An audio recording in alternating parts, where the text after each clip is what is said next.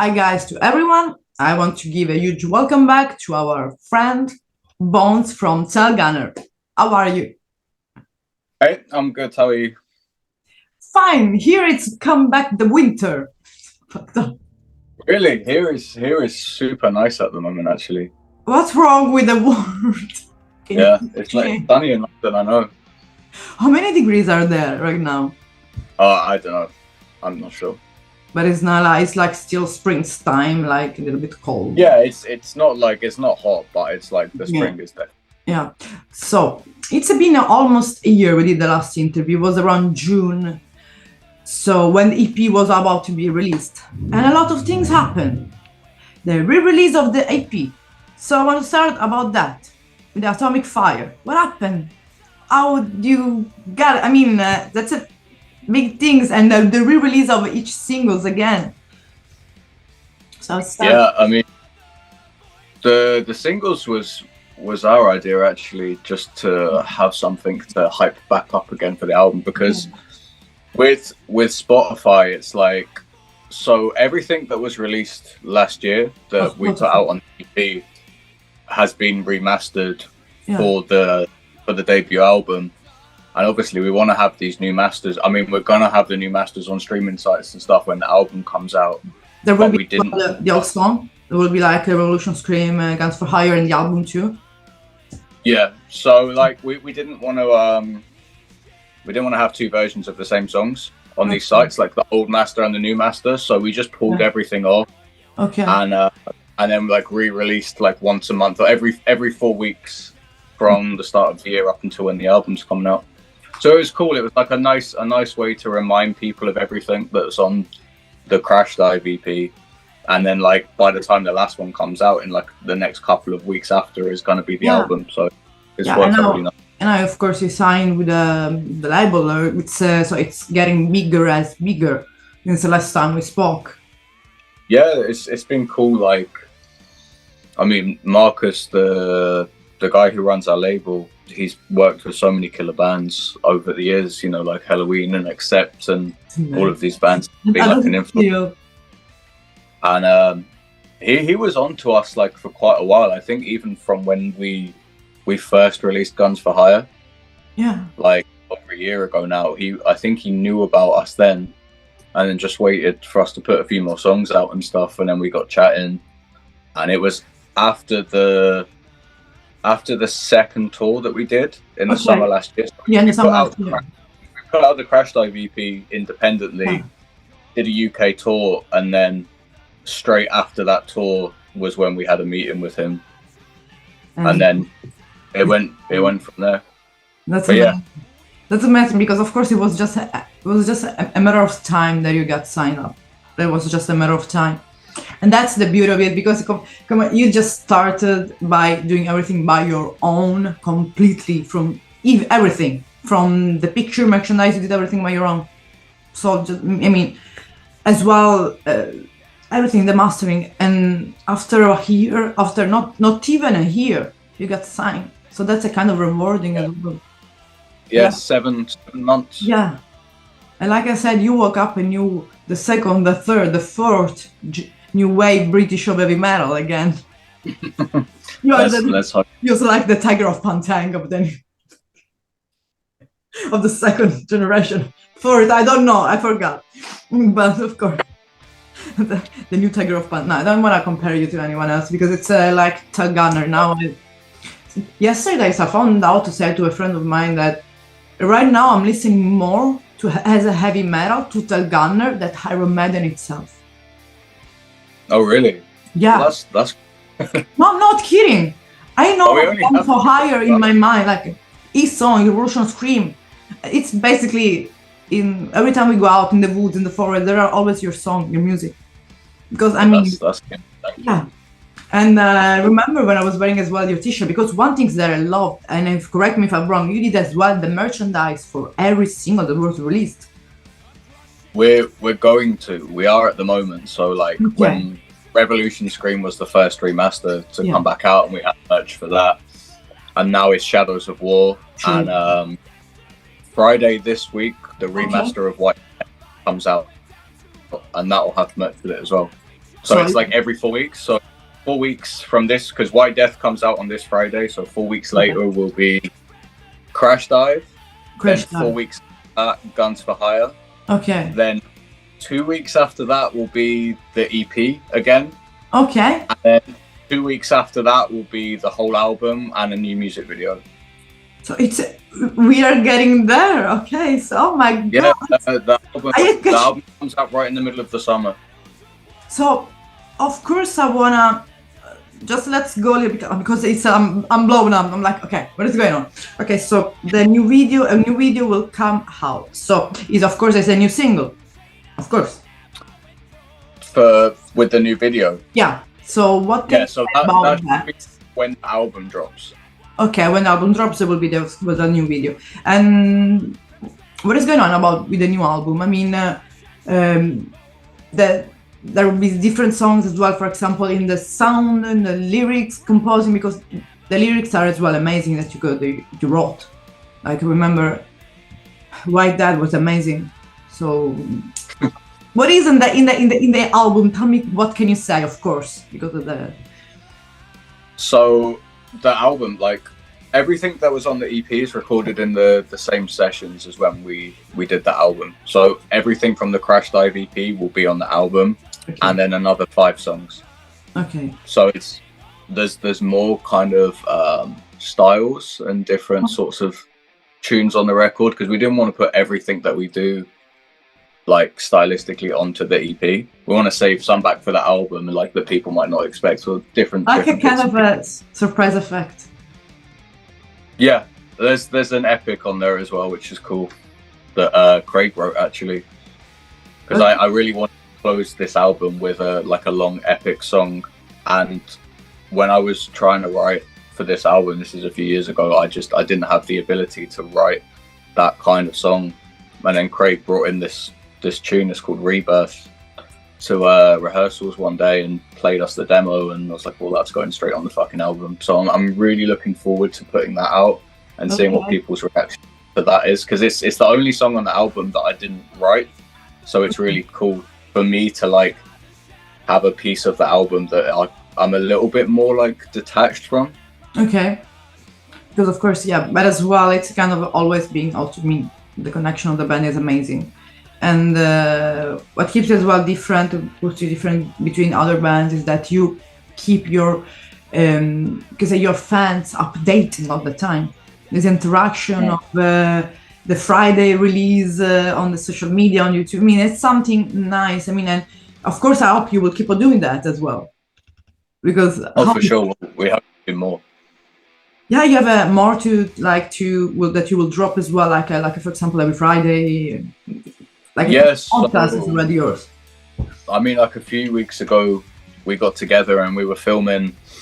How do I describe it? Like, so when we play Keep It True later in the year, Keep It True Rising, that's going to be filmed for like a live concert film, and it's going to be recorded for a live EP.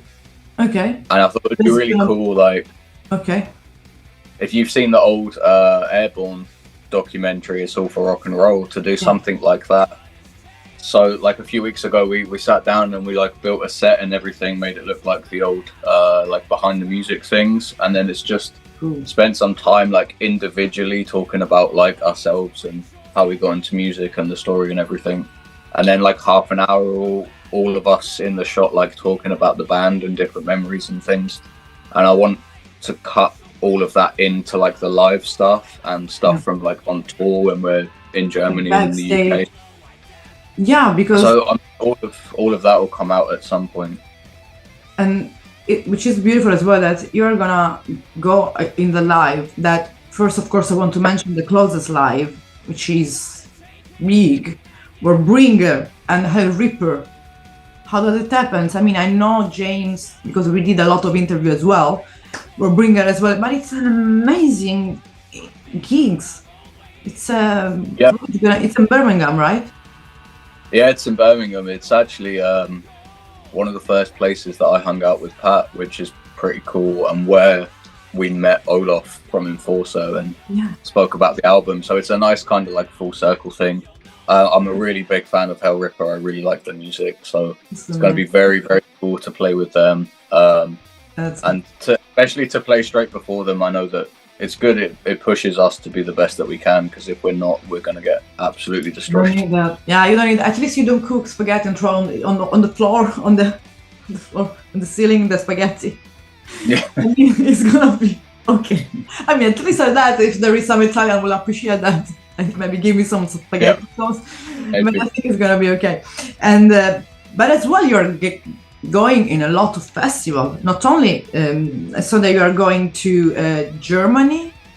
Yeah. So and it's a huge lineup there as well with Udo Dirk Schneider and Enforcer too. How does it feel? I mean, it's the first time you're going outside England. It is, yeah. That won't actually be the first show outside of the UK, because we're booking a German tour at the moment with the festival as the last date. So that's not announced yet. Okay. But we're going to go out for a few shows all in Germany.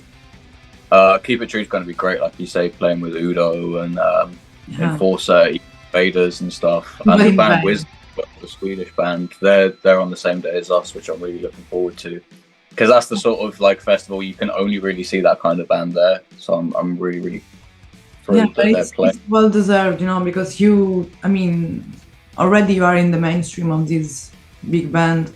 It's not just, sitting in the back. You already are in the scene a lot, fully, completely. Yeah. Everyone knows Tailgunner, and I see claiming Tailgunner even in South America. So there is a festival in South America in December. Fuck, it's amazing. It's playing Leather Leone, Vixen, and a lot of these heavy metal and 80s band Wasp. I'm going there. Let's go all together there to play. This is an amazing festival. Well, that's the hope for when the album's out. Is basically like this year we're concentrating more on the UK, and we want to get like the UK conquered, and then concentrate on Europe more next year. The Keep It True thing wasn't like planned. It was New Year's Day actually. The organizer reached out to me and said like, "Hey, do you want to play?" And obviously it was like, "Of course." Why should it's like a dream festival, so yeah, I want to fucking play. Yeah. But yeah, like we have the UK festivals, like Call of the Wild is the next festival that we're playing, which is going to be really cool. Yeah. That's one of the best like mid-sized festivals, rock festivals in the UK. So I'm really looking forward to that, and the main stage as well, which is great. It's nice for these festivals to support like heavy metal rather than just the straight ahead like rock and roll stuff. Yeah, which is because it's a bit rarer in Britain, right? So it's really, really cool to have that opportunity. And then headlining Wildfire Festival in Scotland, which is going to be great. I read that. I have a trip planned in Scotland and in Ireland around November and December, October, and I was like, wrong dates again. But I saw that around that. Around September, October. When is gonna start actually the UK tour? Sorry, I am happening. When is gonna happen in the UK tour in 2023? That will be the first day of opening. 17th of October in Newcastle, but we're playing in Kent on Friday the 13th, which is a really cool lineup. That's with Titan, Trespass, and Baphomet, who are basically like the first, and Baphomet, like the first album, Angel Witch. Okay. It's like Kev, the bass player from like the original lineup, and they play the first album and some other like and stuff. So I'm really looking forward to that. Yeah, and I'm super cool. And as well, it will be until the end of October, the tour, almost. Yeah, we're out for like the whole of October. So with Germany and Keep It True, and then coming back to the UK and and it's I was worked it out the other day. It's like 15 shows in 4 countries. Oh my god! 15 shows in 4 countries in like 3 weeks. It's challenging a little bit though, but I think you're kind of excited to do that. I mean, like the 3 of the countries are in Britain, so like logistically it's easier. It's not as if we're playing. But no, it's cool. Yeah, and I think because I was looking to the time. I think if I want to see you live, of course, because it's a fucking 1 year, or more than 1 year almost. Maybe London, because I will be in the end of between October and November in Ireland, Scotland, whatever, so I can take a bus and go straight. Okay. No, I mean, come on. It's after 1 year and a half. I'm the only one idiot that didn't see you live. We're trying to get over to Ireland as well. Like people have been asking. It's just logistically, it costs so much when we have all of our gear and backline and everything. When we're touring and merch and like additional people and whatever. Like it's a very small fucking like operation anyway. But just to come over to Ireland for one show at this point is so tricky. We do really want to get over there as well. Yeah, it should be more maybe like a tour. More like a small tour in Ireland as well, for example. That would be cool. Like I noticed Night Demon, the American band, they're doing like a tour just of Ireland at some stage, which I think that's really fucking sick. Like if we had the fan base there to do that, it's definitely something to think about in future. Yeah, I mean future like the next month, because you have like a lot of things going on all the time, and yeah. We'll see what happens. Like when the album comes out in July, we're trying to like line up an agent and things, which is what we really want to get onto these different festivals and tours in Europe, and then hopefully in 2024, just concentrate on the mainland. Yeah. Because like at that point we'll have done like 3 UK tours, like 2 early days ones and 1 for the album. So we really just want to get over in like France, Spain, Italy, Sweden, all of these places that we need to come. Yeah, in Italy, I know a couple of clubs in Milan here and there. It's not the best, but it's always a country where to play, of course. But I mean, like really, it's you're doing a lot. You did about a lot as well, because after we spoke, you went on tour. Last because was the release of the EP. We did immediately, like it was a Saturday, and Saturday midnight the interview was up, so it was uploaded, and you went on tour. Basically, I mean, did you? And here comes the same question, and did you like thousands of times? Some funny memories about the last tour in UK. Okay, I already know there is like a few, because no video there is more than a few. Yeah, like. Someone asked us a while back, because we do these tour diaries and things on YouTube, like yeah, and there was a tour diary for Scotland, and then we never posted anything after Scotland, and someone said, why didn't you do a tour diary for the rest of the tour? And it's basically like it's not that we didn't film it, we filmed it. It's just if we put anything that we filmed after like Wildfire Festival and Southampton out into the world, like we'd be looked at in a different light, so to speak. There's, I won't go into detail, but there's like Pat fighting with a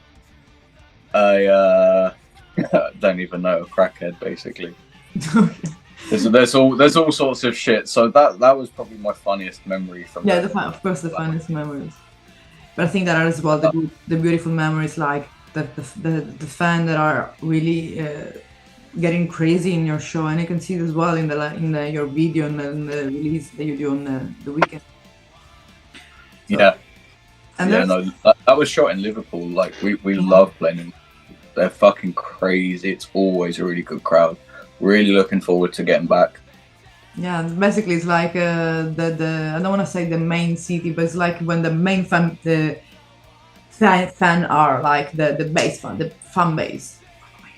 Fan base is located. It's the date that we all like really look forward to. Yeah, and we're actually like with the next Liverpool show, because we played this place called the Outpost. Okay. That was where shot the crash dive video. Yeah. And that was our third show that we ever played, and that sold out, and they were fucking crazy. Yeah. And so the last time we went back to Liverpool, we played a bigger venue called Zanzibar, which was great. That was a fucking cool show. And basically this time we can't go back to Zanzibar because, I mean, basically there's a lot of bands that have had a lot of drama with that venue. It wasn't like a great experience for us working with them, so we're not going to go back there. And then it's tricky because there's not a lot of like the right size venues in Liverpool that we Yeah. can play. We're trying to make something work. Like I booked this tour August 2022, so like a year and 4 months in advance or something. Advance. And like some of these fucking venues, there was a place we really wanted to play, and they just could not get back to us on dates. It was like someone else had the diary and whatever. So we were trying to make a fucking show work, and then in the end, I was like, do you know what? Like, I'm just gonna fucking hit up the Outpost again. It's gonna be ridiculous. Like, if we sold that show out when we'd been around for 2 months, and now we're gonna go back there with the album out, having been around for like a year and a half. Yeah, that's gonna be not sold out. You're gonna explode the 2 venue you will need to forgive. It's gonna be fucking pandemonium. I cannot wait for that shit. Yeah, it's gonna be amazing because not even the pandemic almost stopped you. You're going through really even the war itself. You know the way. Like I wanted to fucking do 2 nights, but we can't make it work logistically. But yeah, because the things that it's really I think it should inspire a lot of bands out there, and as well in Sicily we have band there as well, that you're doing everything by yourself as well. Still now, like booking gigs, of course there could be some help from, I don't know, the label or friend, but you're doing everything by yourself, everything. And it's not easy. It's overwhelming, could be overwhelming. How you deal with all of that? It's a lot. I smoke a lot of weed. That could be helpful. Are you happy when like, you have, hi, I want to book a venue? No, that's it. You just email places a lot. It's just that it's a numbers game basically, because you have to have places that they have the availability, that they're free, that they're actually fucking organized to get back to you. I mean, and at the same time, of course, like writing the next album and like organize, it's like it comes down to really stupid little shit where it's like, I don't even know, like editing the podcast or like exactly all other like bullshit that goes with it, you know? Yeah, because as well when you do, for example, the merchandise picture is always you and I think a girlfriend that they're doing helping you, so it's all yeah. My girlfriend Georgia, like she does all of the art and like the photography and stuff for the merch as well, so it's just like a convenient thing, and she knows how the shit is supposed to look in a photo, so it's super cool to like have the that designs it like to do the photography, because then it's like someone's whole vision, do you know what I mean, which is really, really cool. And it's been nice actually to have the different merch come out for each remaster and seeing like what people like, and like the baseball shirt that we did for Shadows of War, like I was expecting it to go well, but I didn't expect it to go as well as it did. Like people really like baseball shirts, so that was cool. Yeah, because as well, for example, for the first, I remember I bought, I think, one of the first shirt that was available, because I bought the shirt and the EP. I was like wearing, of course, it's winter and crash dive, yeah. That's, I mean, there are, you know, in a couple of years, and in 10 years, it's gonna be historical items, like put it in a Tower of London. Like, well, but this is the cool thing that I really like actually with putting out a single every 4 weeks, is the merch for each single. You can only get it in those 4 weeks, and after that, like, we're never gonna make it again. Yeah. So I'm really looking forward to when we tour later in the year, like people come in the shows, and like, because the last 2 tours we just had 1 t-shirt out, and then the second tour we had 2 t-shirts, and like by the time we tour this year, there's gonna be a whole fucking load of things that it's like, oh shit, like that person turned up in that, and like they might be the only person to own that t-shirt, you know what I mean? Exactly.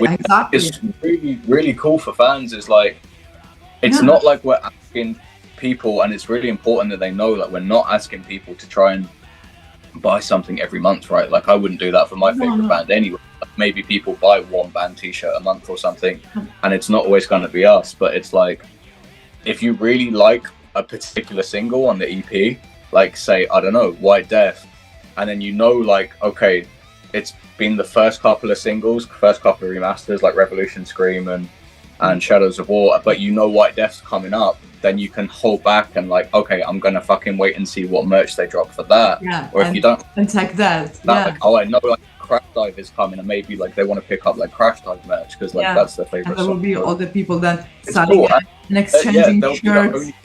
Like in the black, there will be a black market. Which shirt do you have? Which shirt do you want? They're not doing that anymore. But it's like this. There's a kid in Scotland. He doesn't know, but like he's the only person that owns the Revolution Scream beanie, apart from me. So it's like he's the only guy that bought it in that merch drop. So like he's the only person that actually owns that bit of merch, which like I think that's pretty cool. Yeah, because it's, it's, when you will be growing up, you will have a kind of unique merchandise. Mm. And of course, it will be like maybe 20 years ahead. Of course, I don't know where we will be, but it's always part of history. But of course, I want to ask you, so the actual current plan of today. So the album is gonna drop out in around summer, as well with the videos. So just to refresh the memory to people that will look at that interview, this interview, what is gonna happen now, from now and say before summer? Because of course there will be another interview then. So between now and the summer. Yeah, exactly. Sure. So like this Friday, I don't know when this is gonna come out, but like we're speaking on Monday. This Friday, the remaster of White Death is gonna come out, and merch for that will be on sale for like the month after. Okay. We're shooting a music video for a song that's unreleased on the album. Okay. This Saturday, which is going to be really fucking cool. It's a really, really sick like idea for a video. I'm really looking forward to doing it, and putting it out and people seeing and everything. It's like a little bit different to what we've done before, so it's going to be really, really cool. That's amazing. And then obviously playing with Warbringer and Hellripper. Yeah. That's going to be cool. It's the first. I didn't actually realize, but it's the first support show we've ever played, which is kind of crazy when you think about it. Like we haven't supported a band. Yeah. So that'll be like the first support show, which is going to be fucking cool. And then we have Call of the Wild Festival at the end of May. Like I said, on the main stage as well. That's our first open air festival, which is going to be very, very cool. Some great bands as well across that weekend, like Cruel Intentions. Like super easy Tailgunner. You have an agenda planner? Yeah, we have a fucking like calendar that we all have access to online, which I know, but like we have to. It's not very rock and roll, but we have to be organized, right? Yeah, I mean, crazy. We are in 2023, so it's normal. It would be cool if we had just like the Iron period, like just writing on the wall. But of course, the time are changed. Of course, before ending the interview, I want to just, because like I was saying, I'm seeing with my own eyes as well in Sicily and in Italy and in a lot of places, especially here, there are bands really good. They can go out, like they don't want to. I even told to this person, like, look, Tailgunner. They really are putting themselves out. Just even don't care. Just even like a bet at the beginning, just going, just talking with the fans, this Q&A live. Like they don't do it. So if you want to have these first people in front of your face, which kind of advice you would like to give to them? Well, I think it's difficult because like any band that wants to do it will do it. Yeah. If there's bands that don't want to do it, like, because it's hard work, right? And a lot of people like they just want to play music, which there's nothing wrong with that. If you want to stay where you are and just play like the same venues and like do it for fun, like that's cool. There's nothing wrong with that. If your ambition is to make it a fucking career and to go somewhere, then they will put in the effort to do that. And if they want advice on it, it's like, it's simple really. Like everyone kind of overestimates it, but it's just make the best fucking music you can and then really look after your fans. Just if people are into what you do, take the fucking time to connect with them.